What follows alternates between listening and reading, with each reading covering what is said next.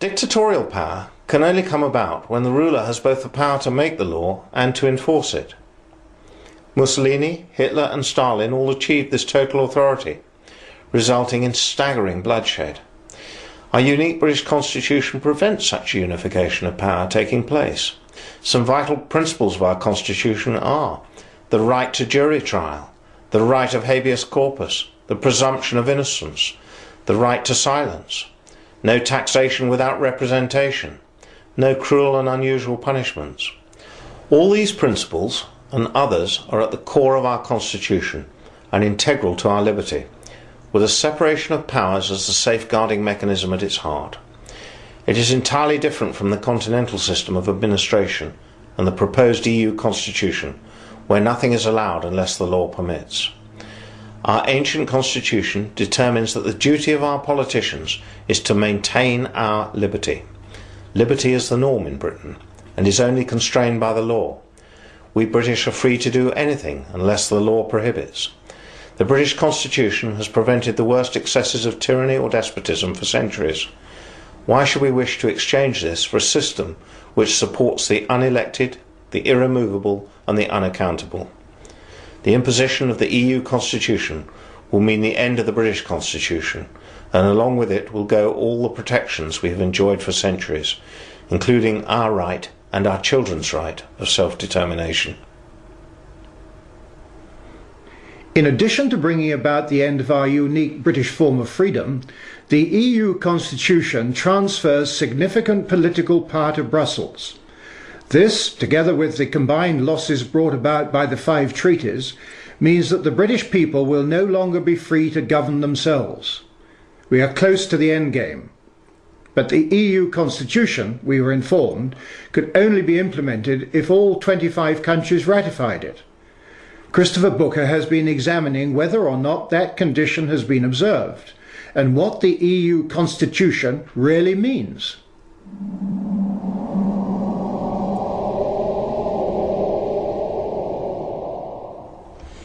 It was in the late 1990s that the political leaders of the European Union began to talk about the need to give Europe a constitution. For decades they had been proceeding with their plan to assemble a supranational government for Europe by stealth. But they had got so far, they now felt, that concealment was no longer necessary. If the United States had a constitution, so should the new United States of Europe. In 2002, delegates from 25 countries met for 15 months in Brussels to draft the new constitution, very much guided by their chairman, Giscard d'Estaing, the former President of France. It then took their governments another year to agree on the final text, this huge document here. The original American Constitution had just 7 articles. This Constitution for Europe contains 448, which originally covered 800 pages. In some ways, this constitution is just another treaty because it incorporates all the earlier treaties, but it makes the intention to set up a European government much more obvious than ever before. It gives the European Union, the Union as they now call it, pretty well all the attributes of a fully fledged state, with its own flag, its own currency, its own foreign and defence policies, its own courts and legal officers, its own federal police force. It gives the Union for the first time its own legal personality, with the right to behave on the international stage just like any sovereign government. It recognises for the first time in a treaty the principle that the laws of the Union are superior in every respect to those made by national parliaments and courts. It marks a further massive handing over of powers from national governments to the central government in Brussels. It greatly extends the areas of life where Brussels has the power to dictate policies and laws. It also reduces almost to vanishing point the right of national governments to veto laws which they do not consider in their country's interests. It includes all the 54 articles of the so-called Charter of Fundamental Rights, the document which we were told by a British minister would have no more legal significance than a copy of the Sun newspaper or the Beano.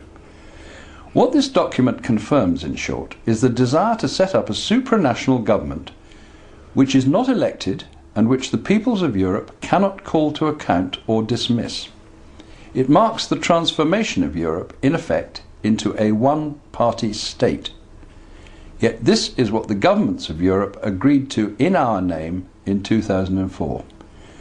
Only in 2005, when it was rejected by the voters of France and Holland, did the plan to impose this constitution on us all at last run into a mighty obstacle.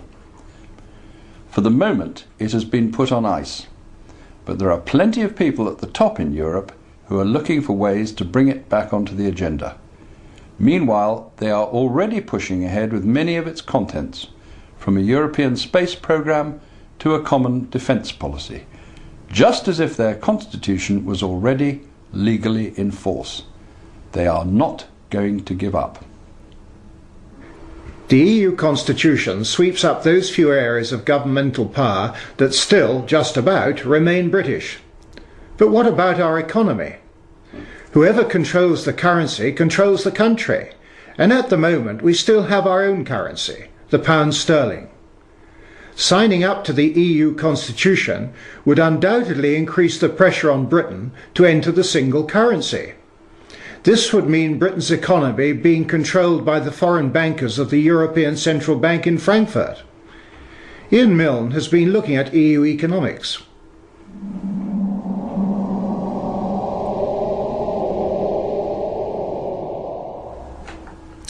There's a huge misconception that the EU political economic model represents the future.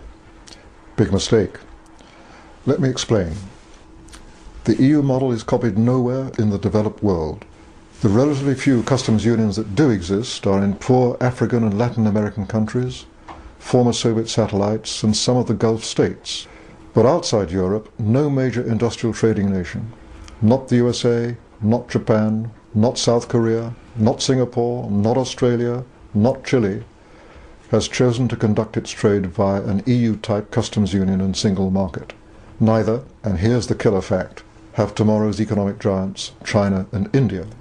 All have chosen user-friendly, light-touch, government-to-government arrangements. That's the future, trade-wise. The claim that the UK needs the EU for its trade and jobs is an empty one. Over 90% of the UK economy is not involved in exporting to the EU. The USA, not in the EU, sells more to the EU than the UK does, without paying a penny to Brussels or imposing 1 ounce of EU regulation on the US economy. The UK has a huge and growing deficit on its trade with continental Europe, and the cost of UK membership of the EU massively outweighs the benefit. British access to the 6% of the world's population living in the EU costs us a fortune. The Treasury hands over £250 million of our taxes to Brussels every single week. British access to the other 94% of the world's population outside the EU is free. The fact is, the EU is the past, invented in the 1950s to meet the failures of the 1930s. But in tomorrow's world it'll soon be an irrelevance, overshadowed by the USA, China and India, all of which, as it happens, conduct their business in English. Those are the countries we have to be free to engage with, as equals, to build a better world in the 21st century. It's time this country got out and embraced the future.